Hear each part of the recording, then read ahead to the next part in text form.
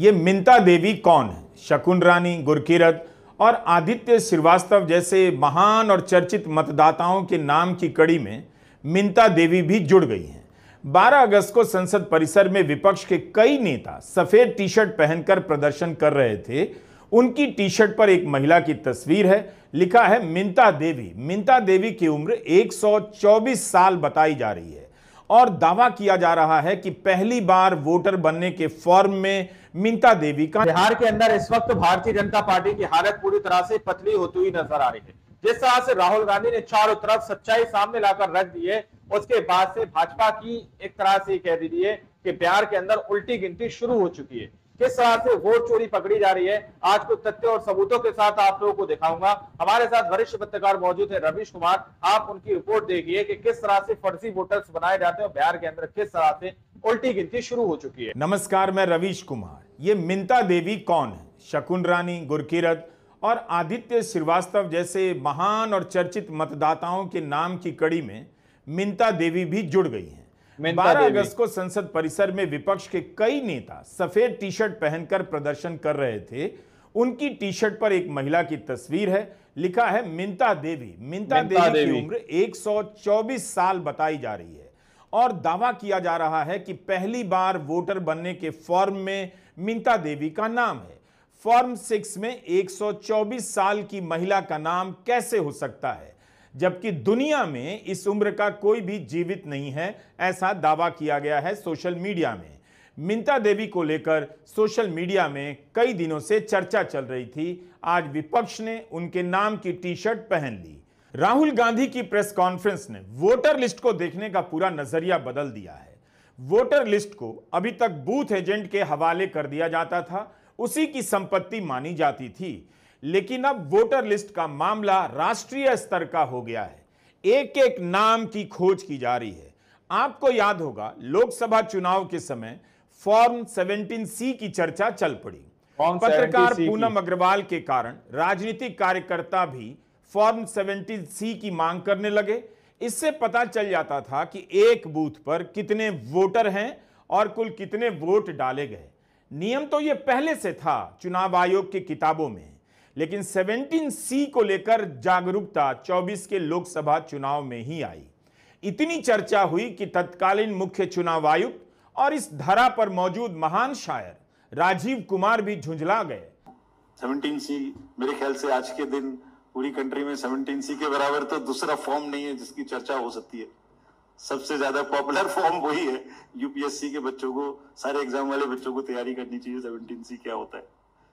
यह पैटर्न है और डिजाइन है। जब भी जनता अपने अधिकारों को लेकर जागरूक होती है, चुनाव आयोग इसी तरह का जवाब देने लग जाता है। मुख्य चुनाव आयुक्त ज्ञानेश कुमार ने बिहार में एसआईआर से राहुल गांधी के तमाम आरोपों के बाद भी एक भी प्रेस कॉन्फ्रेंस नहीं की है। कोर्ट में मामला तो अब आया है। कोर्ट में जाने से पहले भी प्रेस कॉन्फ्रेंस कर सकते थे, मगर उन्होंने एक भी प्रेस कॉन्फ्रेंस नहीं की। इसके बाद भी वोटर लिस्ट का मामला रुका नहीं, बड़े स्तर पर लोगों के बीच पहुंच चुका है। शकुन रानी, गुरकीरत, आदित्य श्रीवास्तव का नाम राहुल गांधी ने लिया तो इनकी जांच होने लग गई। एक विधानसभा में 1 लाख वोटर के संदिग्ध होने का प्रमाण चुनाव आयोग के ही दस्तावेज से निकला है, लेकिन इस 1 लाख में से सिर्फ 3-4 नामों की चर्चा हो रही है। शकुन रानी एक केस स्टडी बन गई हैं कि कैसे इनके जरिए राहुल गांधी के दावों को गलत साबित किया जा रहा है, जबकि सोशल मीडिया पर फैक्ट चेकर शकुन रानी से जुड़े इतने सारे तथ्य ले आए हैं कि यह कहानी खत्म नहीं हो रही। अब आपके सामने शकुन रानी और उनके पति वीरेंद्र कुमार के 3-3 वोटर आई कार्ड हैं। तो यह बात देश के सामने आनी चाहिए कि इन्हीं दोनों ने 3-3 जगहों पर वोट किया या इनके बदले कोई और वोट दे रहा था। शकुन रानी की कहानी 2 सवालों से शुरू होती है। पहला सवाल, उम्र 70 साल है, इस उम्र में उन्होंने फॉर्म 6 क्यों भरा? दूसरा सवाल, क्या इनके दोनों वोटर आईडी से वोट डाला गया है? फॉर्म 6 वही भरते हैं जो पहली बार वोट करते हैं। फॉर्म 6 के ऊपर साफ साफ लिखा है यह नए वोटर के लिए है। शकुन रानी की उम्र 70 साल है, उन्होंने फॉर्म 6 क्यों भरा? 70 साल की उम्र में शकुन रानी एक नहीं 2-2 फॉर्म 6 भरती हैं। पहला फॉर्म 13 सितंबर 2023 को बेंगलुरु में भरती हैं और दूसरा फॉर्म भी बेंगलुरु में 31 अक्टूबर 2023 को भरा जाता है। राहुल गांधी ने दोनों फॉर्म दिखाकर बताया कैसे दोनों फोटो में थोड़ा सा फर्क है। इसके अलावा एक जगह नाम शकुन और रानी अलग अलग कॉलम में लिखा है और दूसरी जगह एक साथ शकुन रानी लिखा है। राहुल ने बीएलए द्वारा टिक किए गए इलेक्टोरल रोल को दिखाते हुए यह भी बताया कि शकुन रानी की दोनों आईडी से 2 बार वोट किया गया है। मैं आपको आज नए वोटर बनाने का तरीका दिखाता हूं। बताइए किस तरह से नए वोटर्स बनाए जा रहे हैं। ये देखिए शकुन रानी जी हैं, 13/9/23 को ये नई वोटर फर्स्ट टाइम वोटर बनती हैं। इनकी एज क्या है दिखाओ जरा।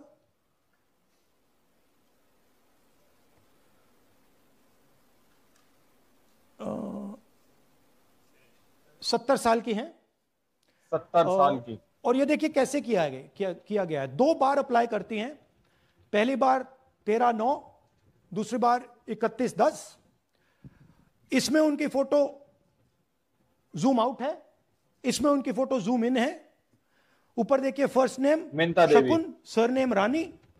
यहां देखिए सरनेम है ही नहीं, फर्स्ट नेम शकुन रानी। ये देख लीजिए साइड पे इन्होंने 2 बार ही वोट किया है। पता नहीं इन्होंने किया है किसी और ने किया है, बट 2 बार इस आईडी कार्ड पे 2 बार वोट लगा है। वो जो टिक है वो पोलिंग बूथ के ऑफिसर की है। इसीलिए सीसीटीवी को डिस्ट्रॉय किया जा रहा है, क्योंकि वो ये हमें पता ना लगे कि शकुन रानी जी है ही नहीं या फिर कोई और 3-4 बार वोट कर रहा है। तो हम यह तो नहीं जानते कि शकुन रानी ने खुद फॉर्म भरा या किसी और ने भर दिया, यह तो जांच का विषय है। मीडिया को लगा कि शकुन रानी का नाम यूं ही ले लिया गया है। इतना तो सोचना चाहिए कि चुनाव आयोग ने जो दस्तावेज दिए हैं उसी की मदद से शकुन रानी का डिटेल निकला है। शकुन रानी का नाम फॉर्म 6 के संदर्भ में आया है, अकेले उनका नाम नहीं आया है। ऐसे 33,692 वोटर हैं जिन्होंने केवल एक विधानसभा में फॉर्म 6 भरा है। क्या एक नाम की चेकिंग से काम हो जाएगा? कोशिश यही हो रही थी कि किसी तरह शकुन रानी पर राहुल गांधी के दावों को गलत साबित कर दिया जाए ताकि बाकी सवालों को भी दफन कर दिया जाए। आखिर शकुन रानी की कहानी को झुठलाने की कोशिश हो रही है, तो बाकी के 33,000 वोटर की कहानी को क्यों नहीं झुठला पा रहे हैं? एक विधानसभा में 33,000 पहली बार वोट डालने वाले नहीं हो सकते। क्या हो सकते हैं, इसकी जांच होनी चाहिए।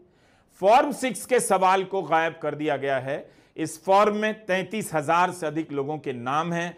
फिर से बता रहे हैं, इनकी पड़ताल क्यों नहीं हो रही है? 9 अगस्त को कर्नाटका के निर्वाचन अधिकारी ने राहुल गांधी को नोटिस भेजा कि जब शकुन रानी से इस बारे में पूछा गया तो उन्होंने कहा एक ही बार वोट किया है, 2 बार नहीं। यही नहीं, जिस कागज पर टिक लगा है उसे पोलिंग ऑफिसर ने जारी नहीं किया।